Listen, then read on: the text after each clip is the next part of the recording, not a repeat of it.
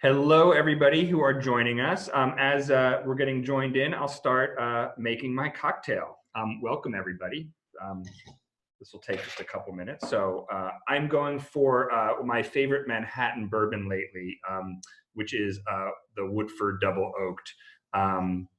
As far as like an off-the-shelf bourbon that is like got a sort of rich, smokiness to it, this is my favorite.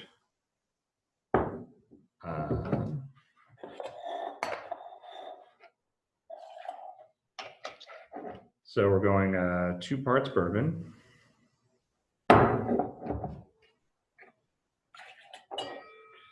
And we will go 1 part vermouth. I promise everybody this will get very serious very soon. Don't worry. This is your chance to get your cocktail ready as well. Vermouth. And this is a sweet vermouth. It's nicer than using the sort of standard thing, but it doesn't cost very much. And it's available everywhere. It's called Antica Formula. We'll go about 4 on the Angostura bitters, 1, 2, 3, 4. And we'll go half of that with the orange bitters, 1, 2.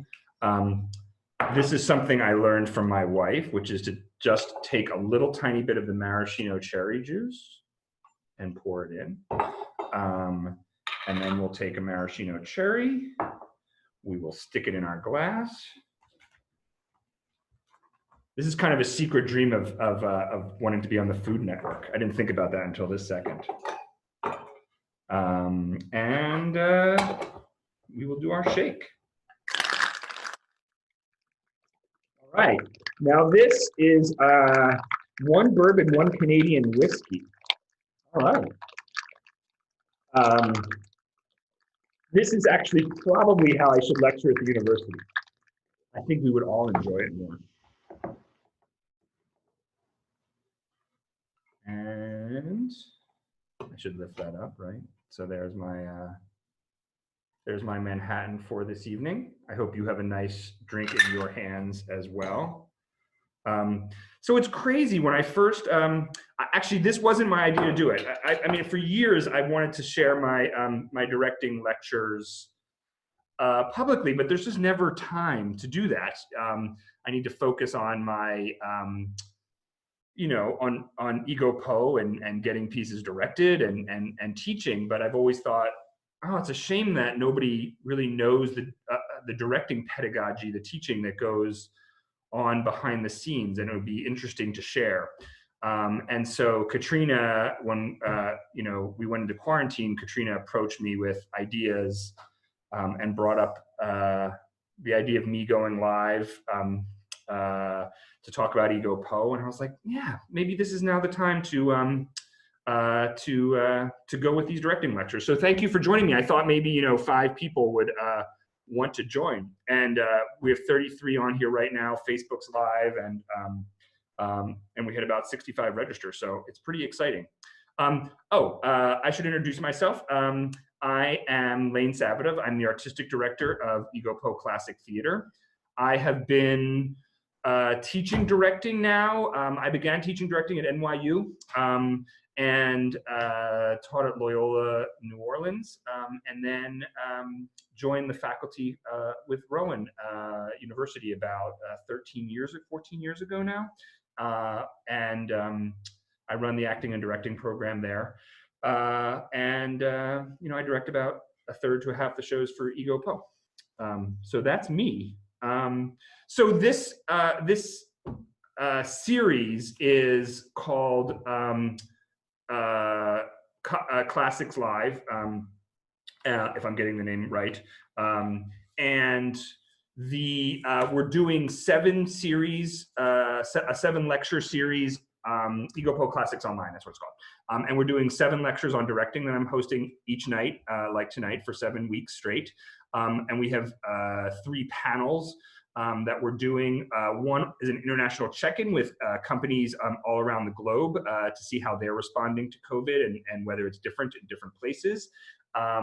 We're doing a panel on the future of theater education with program heads from all over the city, talking about how college and graduate theater training might change over time.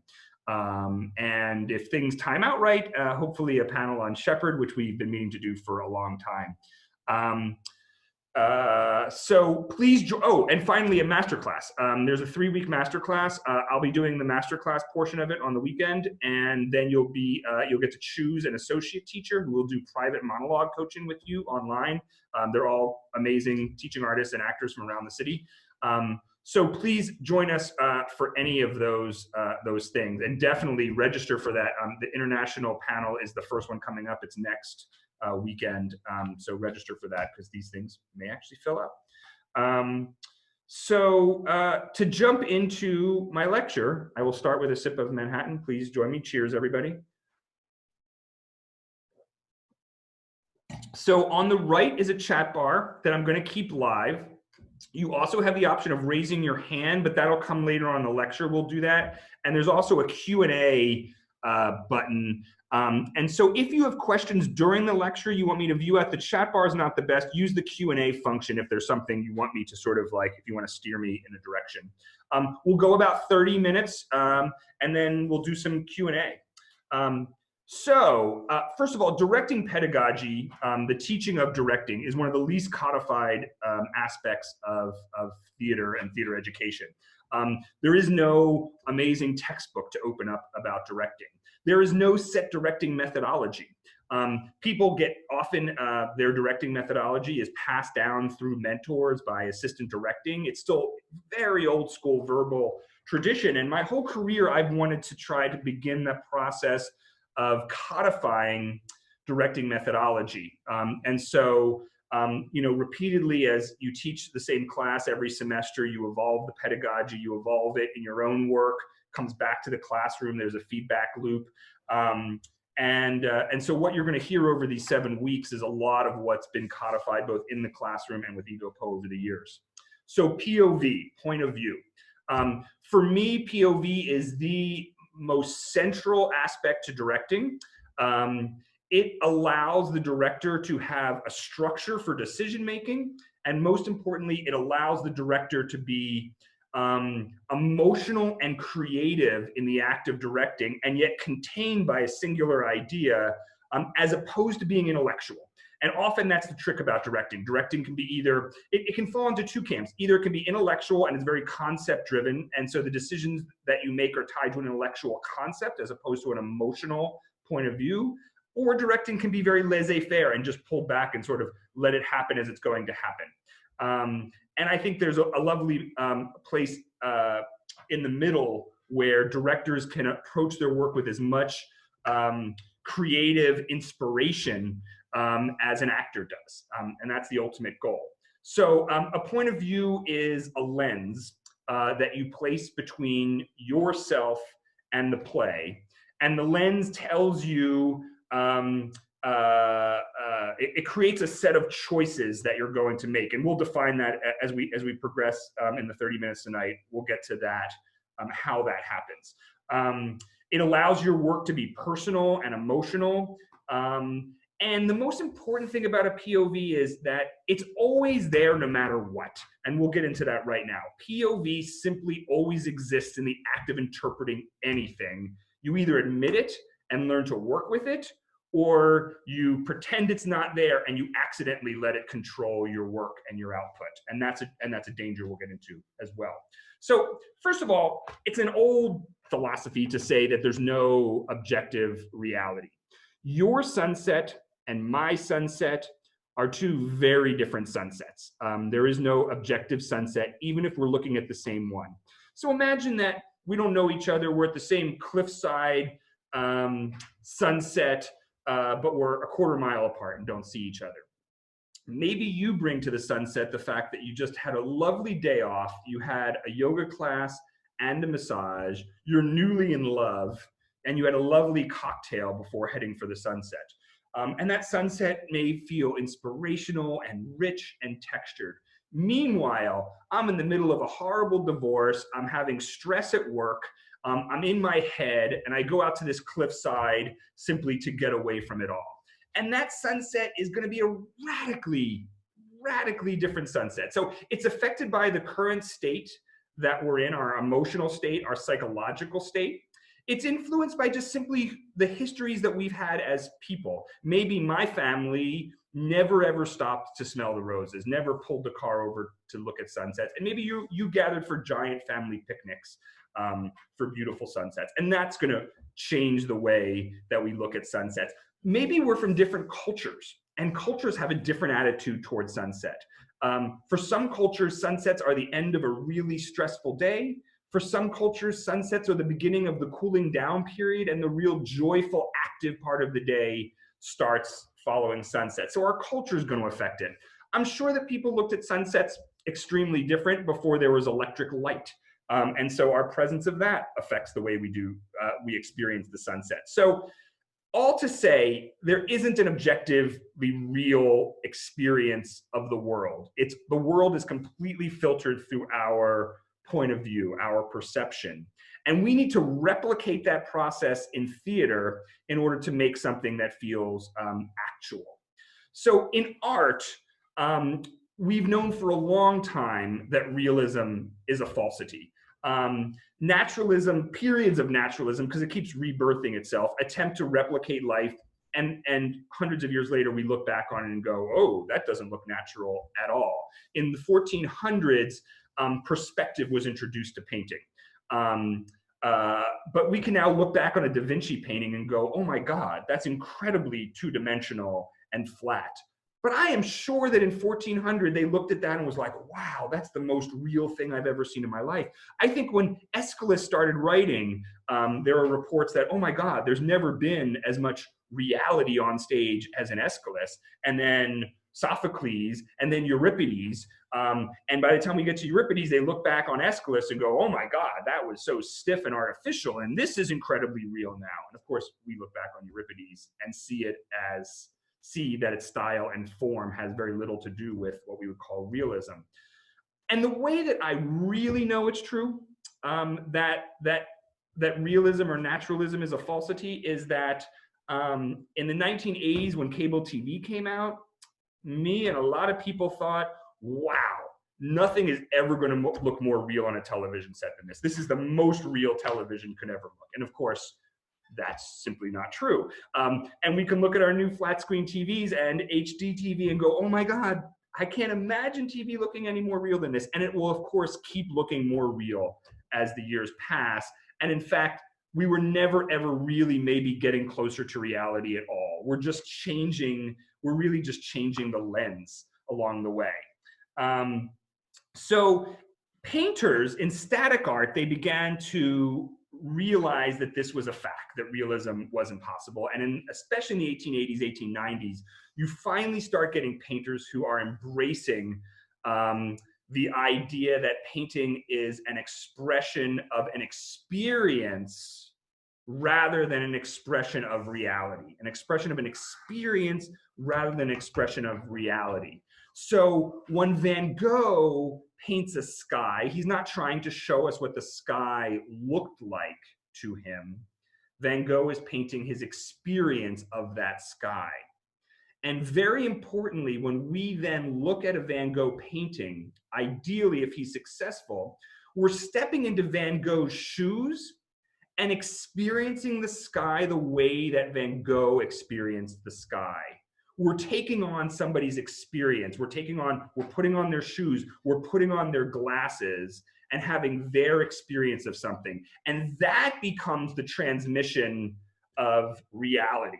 It's not about naturalism. It's not what reality looks like.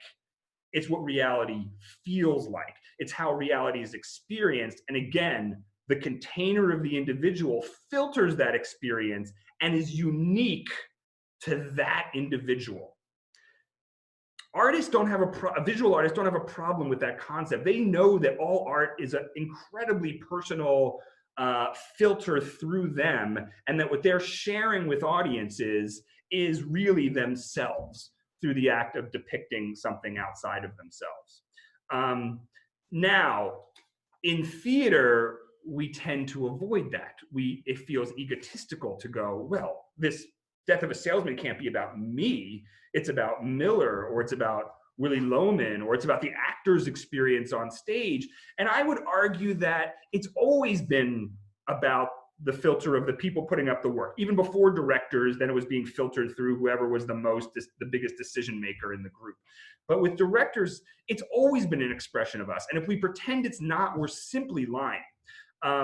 So how does this lens of experience affect an event in a similar way that it affects the sky or a sunset? Because in theater, we deal with events. We don't deal with singular pictures. So I'll use the example of my 6th birthday party, okay? If I'm going to stage my 6th birthday party, I have no chance at staging the way it actually looked like. My memory is incredibly false and spotty about it. And more so, the memory is so filtered and twisted and morphed by my experience of the event that it would be an impossibility to attempt to depict reality. So the first step that I do in figuring out how I'm going to depict this is I need to define my point of view at that moment in my 6th birthday. So my parents, this is all true. My parents were getting divorced. I was a neurotically shy kid who never spoke out loud to anybody. And it was overall a sort of unpleasant, scary time in life. I wasn't sure which parent I was going to live with when, and I didn't have any group of friends. But I decided I wanted my parents to invite a group of friends to that 6th birthday party. And so what I know is that 8 or 10 kids were there, and I know we had hot dogs. That's really all I know. But I can start to work with that POV. Now, what I just named, my parents getting divorced, my relationship to my friends, are what in theater you call given circumstances. What is everything we know? Now, for those of you who do theater, you've been doing given circumstances for actors for a long time. What's the given circumstance of Willy Loman when he arrives at the top of the play? Oh, he just finished a trip, he thought about driving off the road, etc. Those are given circumstances. But you can actually do given circumstances for this POV. So this is all a process of the director taking on a creative role that is much more similar to an actor. So the given circumstances were the divorce, my relationship to my friends. Now I can do the same thing I would as an actor going into the scene. What was my objective for that birthday? Well, my objective for that birthday, as I look back on it, might have been to be the center of attention. That I thought if I get 10 friends over there, suddenly people are going to pay attention to me and it's going to be awesome. And then I'm going to want to do my stake. What if that doesn't happen? What's my fear going into my 6th birthday? Well, probably being left utterly alone and some level of humiliation. Great. So I've defined my point of view at that moment. Now, granted, we're using a real thing here, not fiction. But inside of this real thing, we now know the given circumstances, the objective to be the center of attention, the stake of being humiliated. So I can now go, I can close my eyes as a director and go, okay, what does this scene potentially feel like if what I want to be is the center of attention and my stake of humiliation, and knowing that I left that party feeling humiliated and alone? Well, maybe I know there was a wooden picnic table, but maybe this wooden picnic table is extremely long. It's 20 foot long, and I'm at one end by myself, and my friends are all crowded at the other end of the picnic table away from me, and they're all wearing colorful clothes and party hats, and they're all laughing with each other. And maybe they're saying mean things about how I'm no good, and they're going to have fun in spite of it being my birthday. And they're actually they're really cheery and excited, but they're being really negative about me on the other end of the table. And maybe I'm not colorful at all. Maybe I'm wearing brown and tan striped clothes from Sears, because that would make me feel that feels humiliating and alone. And maybe my parents, instead of being anywhere near me, are off on the other side of the lawn 100 yards away, and they're both with their dates who would become my step-parents, and they're making out. Like, make it even more extreme. If I want to be alone and humiliated, they're making out with my future step-parents at opposite ends of the yard. And I'm alone with just a hot dog and it feels, you know, humiliating, dry. I'm not the center of attention, and so there's no ketchup or mustard or anything on my hot dog. It's a bare hot dog. But maybe my dog, I had a dachshund named Pokey. Pokey comes over and he's licking my face. But okay, if this is humiliating and I need to be the center of attention, and again, this is all just creative, artistic thinking because you have the POV. Pokey steals the hot dog out of my bun and runs off with it. And as he's running, he transforms into my older brother, who turns around and laughs at me, and all my friends leave the table and follow my brother off. So again, what I'm doing is I'm telling a story through the lens of experience, but I've defined that POV. It's not abstract. I'm not just going, what did my party feel like? I needed to define the objective and the stakes before I got to it. And suddenly I end up with a staged version of my birthday that is like Van Gogh, my experience of that birthday, not a depiction of the birthday itself, but you can say that I'm actually showing you something more actual. I'm not going to use the word real, but more actual than if I just didn't attempt to stage a lonely kid at a birthday party and I stayed outside of the thing. And if you're outside of the thing, just going, okay, it's a birthday party about a lonely kid. Yeah, that brown table looks good. And yeah, that looks good. That's how a table would look. You have no criteria for making directorial choices. So you're randomly just depicting something that feels real to you. And here's the big deal about that. What is instinctually real to you when you're directing loosely is really still a POV. That would still be filtered through this kid who grew up in Philadelphia suburbia as, you know, a Jewish, you know, middle-class kid, and all of that's going to be in there, but I'm not admitting it. I'm not addressing it. And so you end up, if you don't admit that there's a POV there, especially if you're in a place of privilege, you end up supporting that privilege. Meaning, like in the 1950s, think of even Death of a Salesman, no, written by a Jew. Think of Death of a Salesman, which was like, oh, here's a depiction of reality. This is a picture of what life is.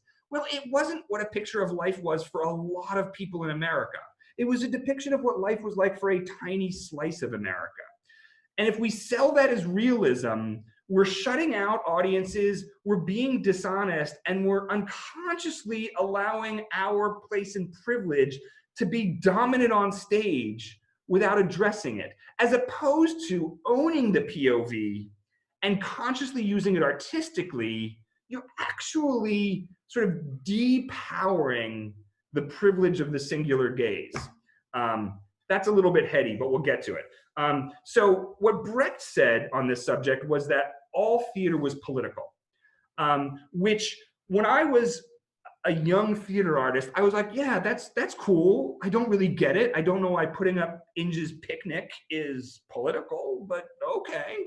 And I had a ha-ha moment when I look back at an experience I had when I was 13. I think it was 13. I was touring Europe with my parents. Wow, this is all going to be about my childhood, my parents. I was touring Europe with my parents, France and Italy, and we were going to see a lot of museums with a lot of religious paintings, and I knew very little about Christian stories. And my stepmom was there with us, and so my stepmom was filling me in on Christian stories as we saw all of the paintings. And at some point we were looking at a painting of the Last Supper, and in the same church there was a painting of Palm Sunday. And I was asking about Palm Sunday, and the pieces started to come together of like, oh, Jesus is being welcomed back into Jerusalem, thus the palms. And it was a brave move to go to Jerusalem because he was deciding to go back into basically his colonized city where there was a lookout for him by the Romans, because he was going to follow his Jewish faith and celebrate Passover in Jerusalem, as is dictated every year at the end of the Haggadah on Passover. And I went, wait a minute. If that's what Palm Sunday is, then the Last Supper is the first night of Passover. Interesting. And I stared up at the painting and went, why is there a loaf of bread on the center of the table? And I sort of filed that away. And when I was dealing with Brecht, this popped back in again. And I went, oh, wait, all art is political, even when it's completely not intentional to be so. Da Vinci wasn't trying, I think, consciously to erase the Judaism. At best, maybe there was semi-consciousness, and clearly in the Renaissance, we're erasing Judaism all over the place from Christianity. But he wasn't necessarily making a purposeful political act. He was simply sharing a rich version of his experience of the Last Supper. And for him, that ancient tale was filtered through his Italian self. And so for him, ancient Italian clothing meant togas, even though we know historically that didn't resemble at all what Jews were wearing in Palestine at the time. For him, it would take place in a palazzo, an Italian palazzo, as opposed to a very poor friend's house. For him, there would be mountains in the background that reflected his life in Tuscany, even though it's in the deserts of Palestine. For him, they'd be sitting up in chairs at a table, when we know in Passover and just how Jews ate back in that time, that they'd be sitting on the floor and they would be reclining. And most of all, there's no matzah on the table. There's no bitter herbs, etc. And so every act of filtering reality through you is a drastically political act. For Judaism to be erased from Christianity through hundreds of years of painting about Jews is a political act that's had an enormous effect on experiences of Judaism and anti-Semitism and relationships between the religions. In some ways, if we can, in contemporary art making, be more conscious of the POV, it doesn't necessarily change the fact that if I'm Da Vinci, I want to do a very Italian Last Supper. It doesn't necessarily change that, but I can own it. It becomes richer. It becomes more of a conscious expression of Da Vinci himself, as opposed to fooling people that this is the event itself rather than his Italian experience of the event. So POV, so directing, art making is always political. And if we deny the POV, we allow the privilege to become sort of power that can highlight things and can erase people as well.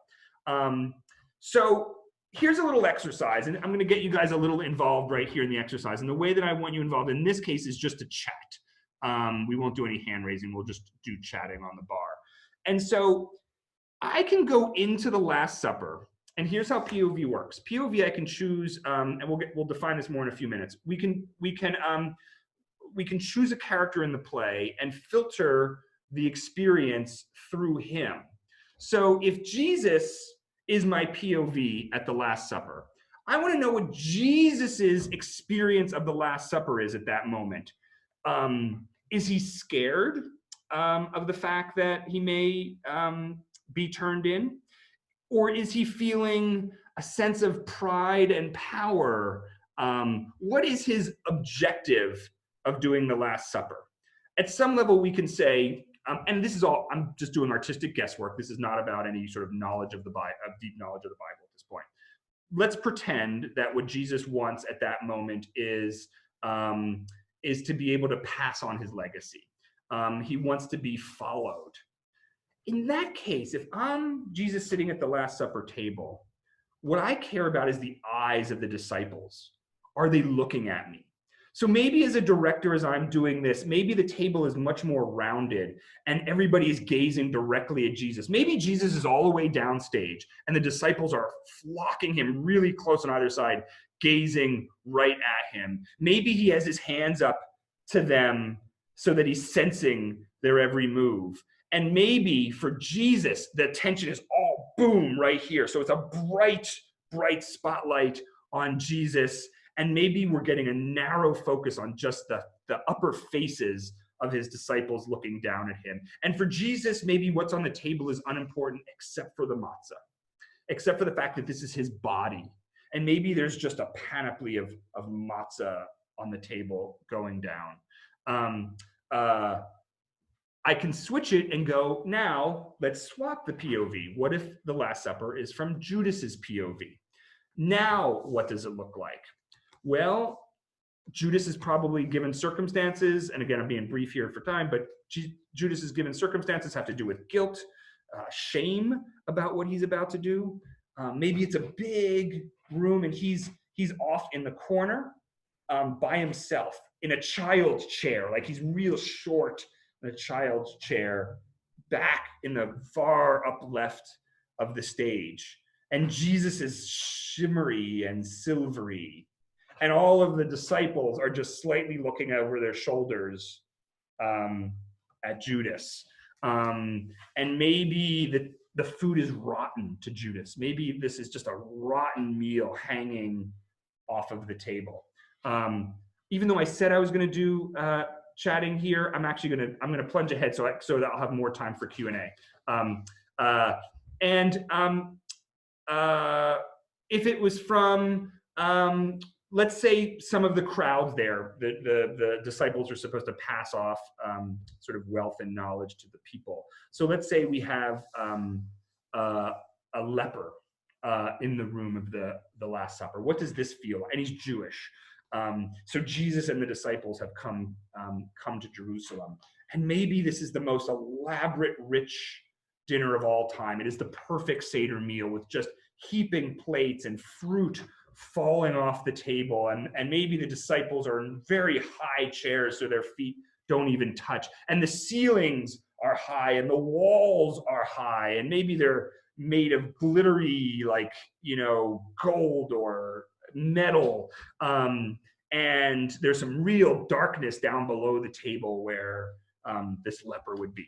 So each time we step into a different character's POV and define the given circumstances and the objective and the stakes for that POV, we distort the scene again. But most importantly, I, as a director, I suddenly become invested. I become engaged and go, oh yeah, for Judas, it's gonna be looming. Maybe the walls close in this way and it's dark and there's enough smoke in the air that you can see the spotlight shining down on him in that corner. And so I just start having creative ideas. But they're creative ideas all through this very, very tight magnifying glass, this tight lens, so that my creativity is free, yet extremely directed and controlled and unified. As opposed to, again, sitting back, pretending there's no POV and going, oh, what's my Last Supper look like? Or being conceptual and going, I want to do a Last Supper about colonialism. And again, nothing wrong with that, but that's as far as I go. And then I'm like, if I want colonialism, great, I'm going to have Roman soldiers up there. I really need the Romans, and I want swords, and you guys sit there. I'm far less fueled to begin my choice making than if I narrow down the POV and go, oh, it's from Pontius Pilate's point of view. And now I'm gonna be allowed to work within an idea of colonialism, but I'm gonna do it through the POV of Pontius Pilate. And again, the work now becomes personal, emotional, psychological, as opposed to intellectual if I'm sitting outside of it. A POV character often is built into a show. Not often, sometimes built into a show. So in Glass Menagerie, we know that the POV is Tom, older Tom, and Tennessee does this a lot, because Tom comes back and does a monologue in the beginning of the play, the end of the play, the middle of the play. It's framed by a POV. We know that this entire play is a memory play of older Tom. Now, even if it's that carved out by the playwright, we still need to define the POV in terms of given circumstances, objective and stakes. So is this Tom coming back for Laura's funeral? His sister actually didn't die until much, much later. Is it him coming back for his sister's famous lobotomy? And is, blow out your candles, Laura, about the fact that her mind was just zipped. And okay, so maybe it's Tennessee sitting at the bedside of Laura hours after her lobotomy. She's waking up for the first time.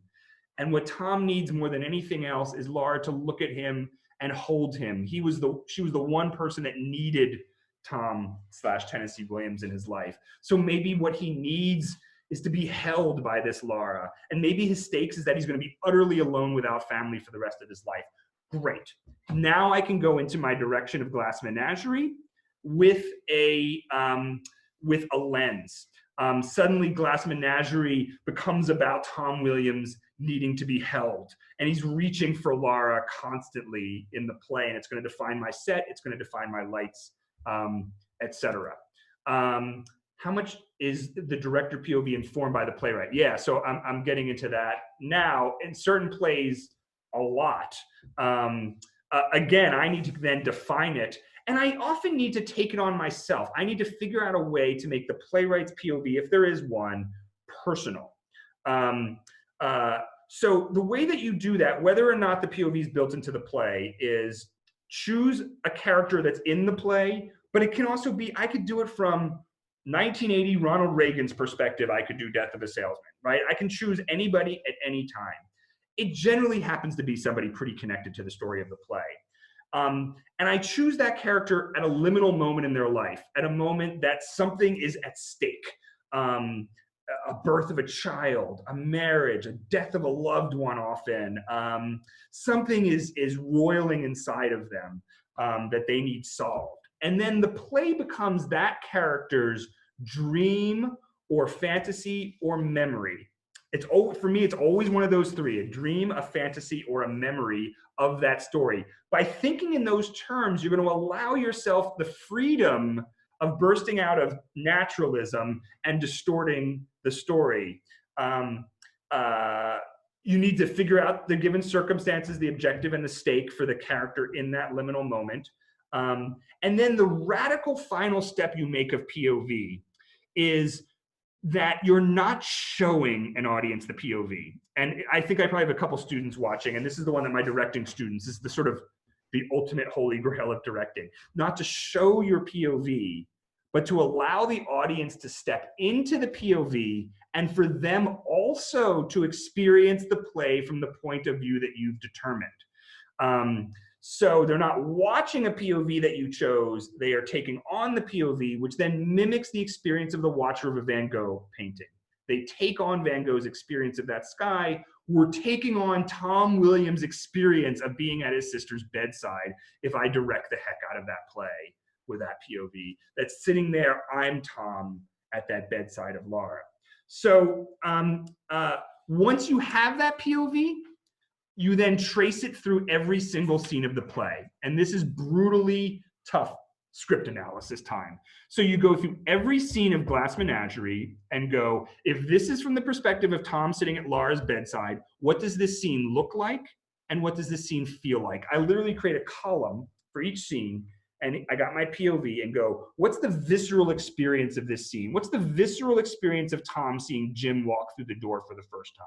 Maybe he was in love with Jim. Maybe Jim was the last time he thought he could be the center of somebody's attention. And so Jim looms and is handsome and is muscular.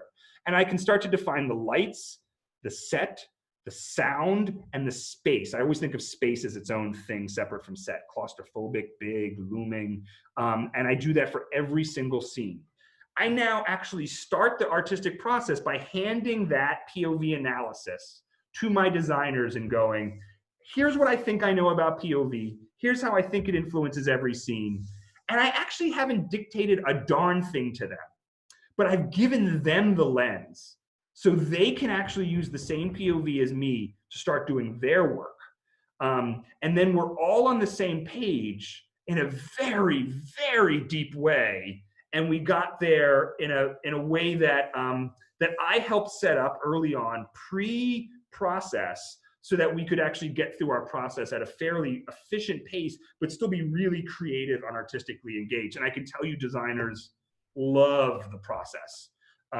They immediately know how to attack the play.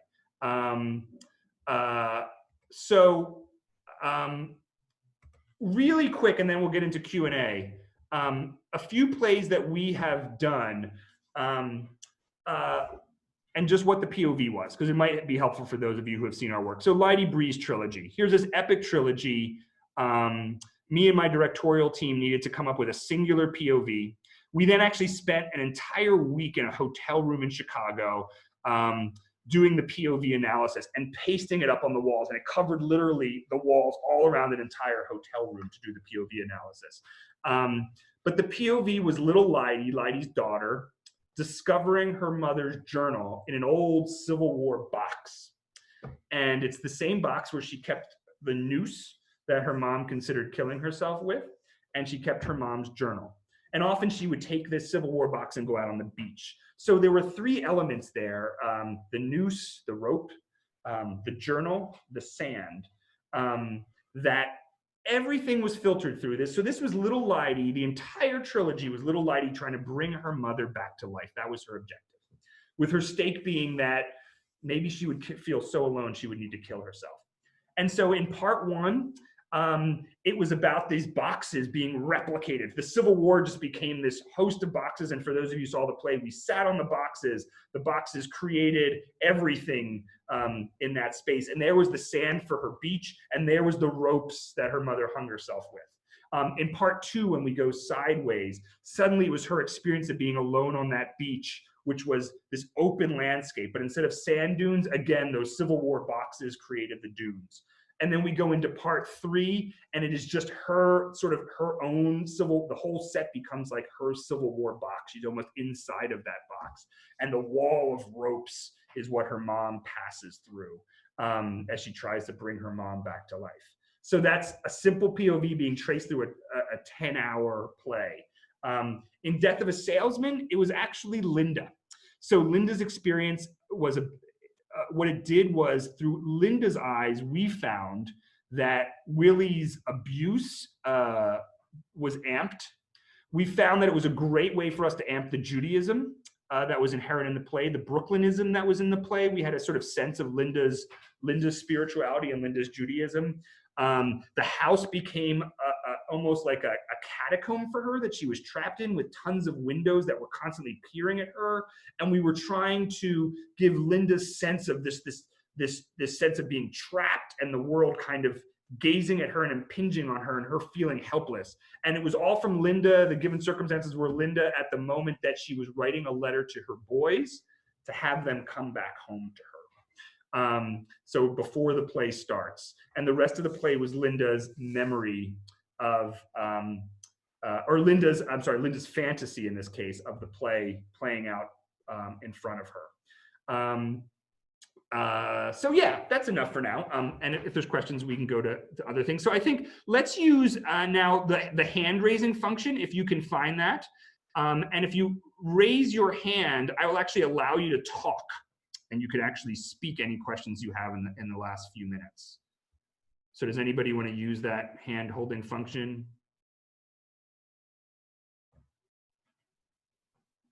There's one that went up.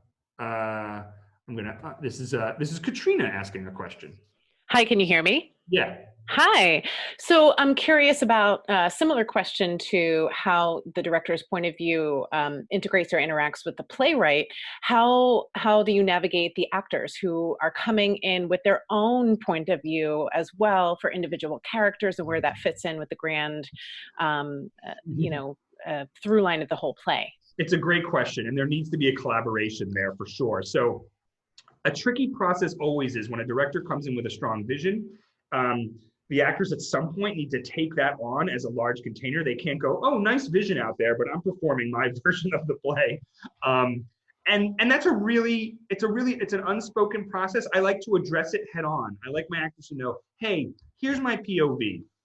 I'm doing it through Linda's perspective. Willie, that's going to maybe affect your objective. But once we get to the actors, in this case, Ed Swidey's work, Ed still needs to be the center of the world, right? He's not a figment in Linda's imagination. It's played out in the design, and it turns out that design, how space is treated, will end up affecting Ed Swidey playing Willie Loman a great deal, and all actors. And you don't even actually have to consciously try to have the actor taken into consideration. Your spatial choices have an effect on the actor's psychology. But I want Ed to know what that is right from the get-go.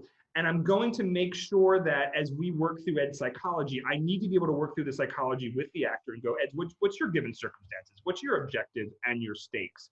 And to make sure that they conflict with Linda the correct way, and that feeds the larger POV. And all that I can say is that if you own that POV, that work happens so incredibly naturally, because it's not just Willie who needs to fit into the POV. It's actually a matrix of all of the characters.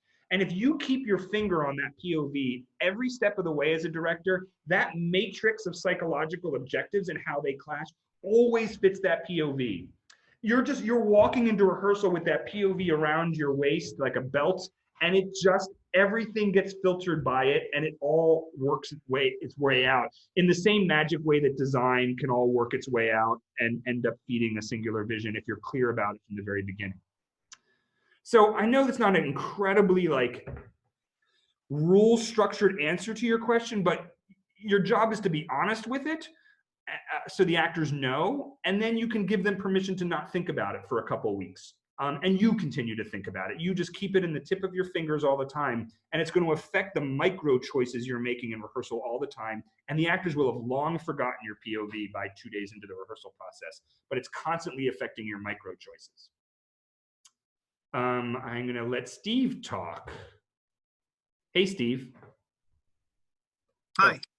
Yeah, I had to unmute myself. My question is with regard to coming up with my POV, and some dramaturgs talk a lot about using the approach from a Visit to a Small Planet. Familiar with that? No. Oh, well then never mind. We'll have to talk about this another day. And the point is, it's a very ethereal, I guess, approach to working your way toward it. And some people advise giving all your designers the idea to come up with it at the same time, and I fear mayhem, and everybody has a different POV. So I was just curious what your thought is on that, but we could talk. And that's a great question, Steve. Yeah, as far as I used to try to get to it slowly and thought it could be a wonderful collective process with my design team. But the realities of directing life is my sound designers and my LDs are doing 25 shows a year. And they are never going to dive into that script with the meticulous script analysis that I'm doing when I'm directing 2 shows a year. Good point. And that's okay. And as a young director, I kept waiting for my designers to sort of be up with me and go, oh, let's discover it together. And it would be amorphous. And I'd look back on opening night and be like, I now discovered the POV. I'd love to go back 2 months and restart the directing process. And I finally learned, you know what? It's okay to just go into the play with my own very, very private emotional experience and find my POV that's incredibly private to me, and then slowly let that come out to the public. I mean, look, the actors get to do that, and honestly, the set designer gets to do that. They get to have an incredibly private emotional process. And so we should too. And when we finally come to the table, we should have gone through everything that we needed to go through personally to discover this POV, to basically drill down and find our oil, and be ready to go. And it's okay to say, you know, when I say to Dirk DeRosset, like, here's my POV, he's like, oh, Lane, that's so awesome. You just saved me a month of work. And what he means by that is like, great, my starting line is now way in a deeper place. I don't need to go, you know, doing this. And I might end up in the same place anyway. So there you go. And now what I have learned recently is I work with a directorial team, and that I find incredibly joyous. So there's 1, 2, 3, you know, assistants and associates, and we go through this POV work together. I mean, I still do the very deep private digging, and I introduce, I'm thinking this, but then having them to bounce it off of and for us to do the POV analysis together, I find really joyful. Makes sense.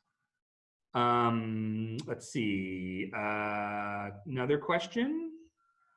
Sandra, did you want to talk? I'm gonna allow Sandra to talk. Hi, Sandra. You have a question?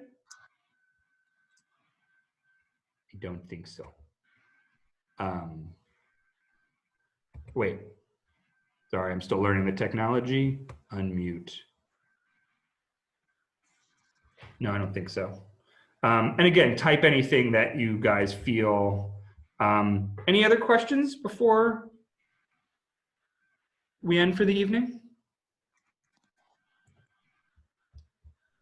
And please tell me if I'm missing any questions. Oh, I see. I got one from Mike Grubb. How you doing, Mike? Hey, Lane, I'm doing well. Good. So I just have a question about getting into scene objectives to the POV in regards of, well, when we talk about acting objectives, they have to be testable and like in the moment, because if you're not chasing that, then what are you doing? But when we're talking about like a POV objective, and we're talking through like this dream, fantasy, or memory idea, how, like, I'm going to say realistic, or how testable can it actually be if you're discussing a past event?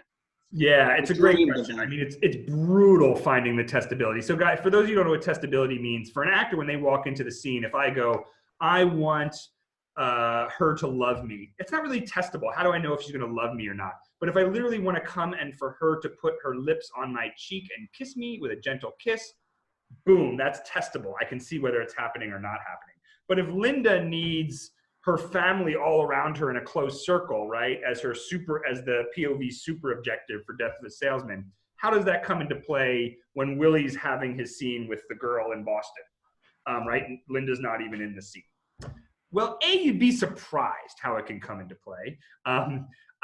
If you really grapple for that testability, what Linda needs right at this moment is for Willie to look at the woman and go, I don't want you, I want my wife, and run to Linda. Great. Now, maybe Linda's not even on stage, so how as a director do I deal with that? Well, it's going to change. I'm just going to carry that in, Mike, into the scene work and go, I know Linda wants Willie to reject the woman right now. I know this is frightening to her. And he wants her to, so it is testable. Is there a chance in heck that it would ever happen? No. And we know how the script plays itself out. So even though the objective might be testable as you're going into the scene, you know what the script says. You know they're going to fail at it. Mm-hmm. And so what matters is just that it fires up your heart, your gut as you walk into directing that scene, that you feel you know what the testable result of the objective is. Okay. That makes sense? A little bit? I get it. But I'll tell you, it's brutal. The testability is brutal to go through. Is there a time where you ever realized that you maybe tried to stretch it too far? No. If it feels like it's being stretched too far, it's because I just didn't. What I do realize is I didn't go deep enough. Okay.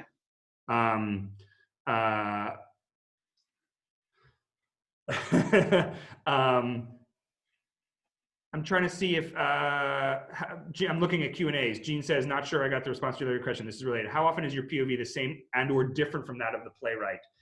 Again, it's only a handful of plays in which we know the POV coming from the playwright.